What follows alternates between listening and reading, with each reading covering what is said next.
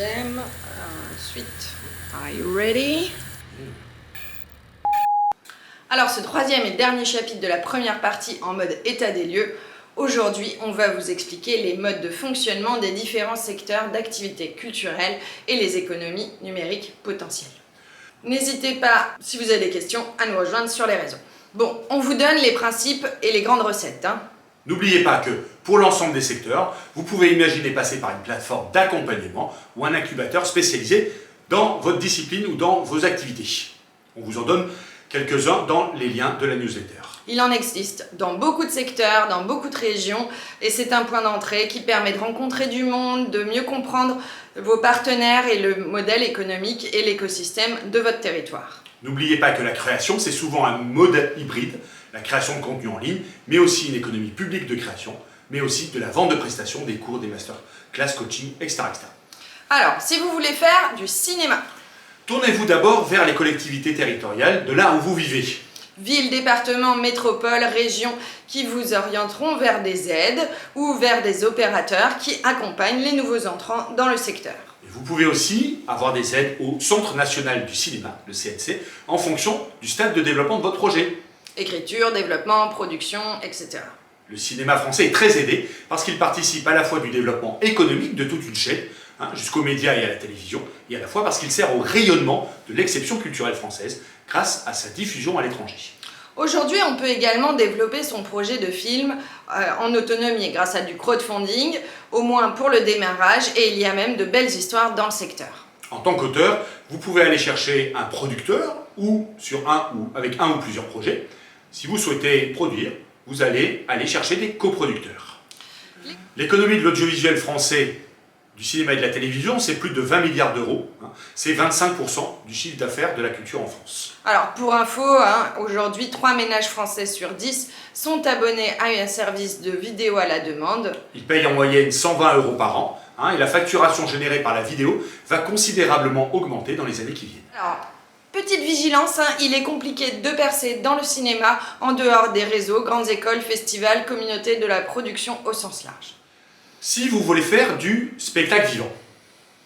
Alors, le spectacle vivant, c'est le théâtre, la musique, la danse, le cirque, tous ces arts qui se représentent dans un lieu, en face ou avec un public, un théâtre, une scène, une rue. Le spectacle vivant va être impacté par la digitalisation. En effet, comment imaginer qu'un spectacle se voit sur un écran alors que depuis la nuit des temps, un spectacle, c'est un moment de présence ensemble, de coprésence entre un public et un artiste. Donc il y a plein de choses à inventer, d'autant plus que les théâtres ou la danse ou la musique ont toujours innové avec les techniques, la radio, le téléphone, la télévision, etc. Et là, on peut chercher des financements essentiellement auprès du ministère de la Culture, des collectivités et des lieux. Et à nouveau, demander des aides à la création, à l'écriture, à la production. C'est une économie très organisée par les services culturels des collectivités territoriales, villes, métropoles, départements et régions. Et qui finance la création et la diffusion, mais aussi l'innovation. C'est une économie qui pèse à peu près 6 milliards d'euros, un peu plus de 7%, presque 7% du chiffre d'affaires de la culture. Mais vigilance, c'est un secteur qui innove très peu aujourd'hui. Pour autant, la danse est massive sur TikTok et il y a des sorties musicales sur des plateformes numériques et les réseaux sociaux. Il va falloir inventer de véritables formats hybrides entre le physique et le numérique. Et des formats hybrides aussi de contribution. Si vous voulez faire de la musique. Alors petite histoire, pendant le confinement, un groupe d'amis qui devait passer dans une salle de musique actuelle, dans une SMAC, fait donc son concert sur Facebook au lieu de le faire dans la salle. Et là, 50 000 personnes suivent le concert. Vous pouvez imaginer que ces 50 000 personnes n'auraient jamais pu accéder à ce concert. Donc on peut imaginer aujourd'hui des formats hybrides entre diffusion en ligne, dans des lieux, mais aussi de développer de multiples formats de vente, de production, via des plateformes comme Bandcamp, SoundCloud, etc., etc. En France, le Centre national de la musique a été créé pour accompagner l'évolution du secteur, avec le financement pour innover. Les salles cherchent aussi des nouveaux modèles. Et là, il y a de quoi faire. D'autant plus que l'on peut ajouter aux chiffres du spectacle vivant les chiffres de l'économie des musiques enregistrées, qui pèsent un peu plus de 2 milliards d'euros par an en France. Et là encore, le marché est mondial et de niche. 24% des ménages français s'abonnent à un service de musique avec un coût mensuel de presque 10 €, légèrement supérieur à la moyenne européenne qui est autour de 8 €. À nouveau, une économie de production de contenu émerge aujourd'hui, jouant de la viralité et du libéralisme des réseaux numériques. Il faut produire énormément de contenu. Alors si vous voulez faire du podcast, vous pouvez faire du podcast dans votre salon ou dans votre chambre. Mais il y a peu de modèles économiques aujourd'hui. Il y a bien un fonds d'aide aux auteurs au CNC de 1 500 € par an et par projet. Mais le podcast est essentiellement sur le modèle de la radio, qui suit le modèle des médias, donc suit une économie publique ou une économie de la publicité. Ou en mode radio associative. Et les acteurs de la radio sont pour l'instant ceux qui réalisent le plus de podcasts. Mais en France, on n'a pas l'habitude de payer pour la radio. Alors pourquoi on le ferait pour le podcast ? Ils sont d'autant plus en train de modifier nos habitudes d'écoute de la radio en direct, mais pas nos habitudes d'affiliation à une radio. Et donc aujourd'hui, à un label de podcast. Regardez ce que vous écoutez et vous verrez, vous n'avez peut-être pas transféré vos habitudes sur ces formats. La radio, ça pèse un peu plus d'1 milliard d'euros. Il y aurait bien un modèle d'abonnement ou de micro-paiement comme aux US, mais dans le secteur, les propositions traditionnelles avaient énormément perdu en qualité ces dernières décennies. Alors, en Europe, on ne suit pas le modèle. Les podcasts séduisent pour autant toujours plus. Au mois de mars dernier, c'était plus de 200 millions de podcasts français qui ont été écoutés et téléchargés dans le monde.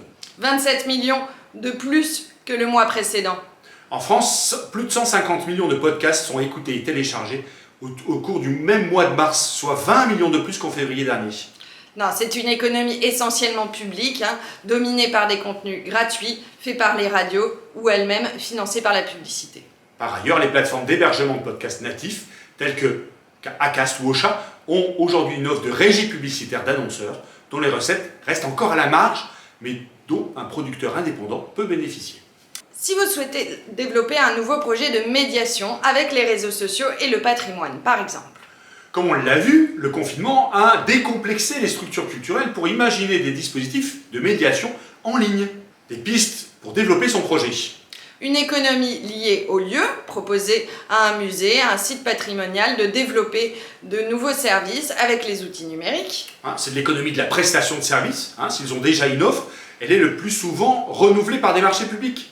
Il faut savoir se vendre en formulant un service innovant. Il faut fouiller un peu pour trouver la bonne idée. Pensez dans ce cadre peut-être une économie au forfait pour que les gens participent à ce service. Même si on a peu l'habitude de cela en France, avec le numérique, vous pouvez aussi accompagner les lieux patrimoniaux à développer ce type de pratique en allant chercher des sous auprès de la ville, de la métropole, du département et de la région. Que ce soit dans les services culture, mais à l'éducation aussi, et pourquoi pas au tourisme, parce que ça fait partie du rayonnement territorial.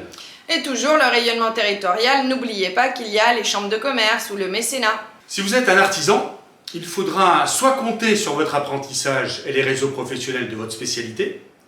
Le développement de votre activité peut rentrer dans le cadre du e-commerce. On avait vu les chiffres au précédent chapitre. Le e-commerce évolue au même rythme qu'Internet. Les ventes de e-commerce sont passées de 60 milliards en 2014 à presque 120 milliards d'euros en 2021, soit une croissance fulgurante de quasiment 100%. Le secteur qui enregistre la plus forte progression du e-commerce sont sur la beauté santé et les produits de grande consommation. Avec l'essor du drive, mais on a aussi les produits techniques et le mobilier, la décoration. Le e-commerce représente aujourd'hui presque 14% du commerce de détail. Presque 30 000 nouveaux sites de e-commerce ont vu le jour en 2021. Alors là, on va s'intéresser aux chiffres de l'économie de l'abonnement. Un marché de l'abonnement dominé par le divertissement digital. Actuellement en France, 5,5 millions d'utilisateurs sont abonnés à des box pour le prix mensuel proche de presque 20 €. En termes de facturation, les box représentent 25% du marché des Français en termes d'abonnement. En 2025, elles seront en tête des classements, toutes catégories. Le principe, c'est hier, on était à 2 pas, aujourd'hui, on est à 2 clics. Si vous voulez être créateur de contenu en ligne, YouTube, Instagram, TikTok ou encore Twitch, on en a parlé au chapitre précédent, l'économie des influenceuses et des influenceurs explose. Vous devenez l'ouvrier de l'économie de l'attention, en vous faisant payer parce que vous allez créer une audience.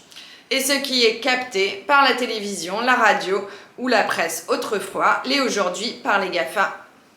Comment ? À la fois avec la monétisation des contenus, essentiellement des vidéos sur YouTube et sur TikTok, mais aussi et surtout le sponsoring et le placement de produits. En France, le système de prescription culturelle fonctionne encore beaucoup par les supports classiques. Une ou un youtubeur reconnu vit de la création de ses contenus, mais aussi de la vente de livres qu'il a écrits, de vente de spectacles ou grâce à de la production de disques. C'est aussi cela l'économie de l'attention. Financer les supports de légitimation traditionnels, la force des communautés en ligne garantissent la vente. On vous donne quelques exemples d'artistes et de producteurs dans chaque secteur pour l'exercice qui va suivre. Et retrouvez-nous dans la prochaine partie. Pixellement vôtre!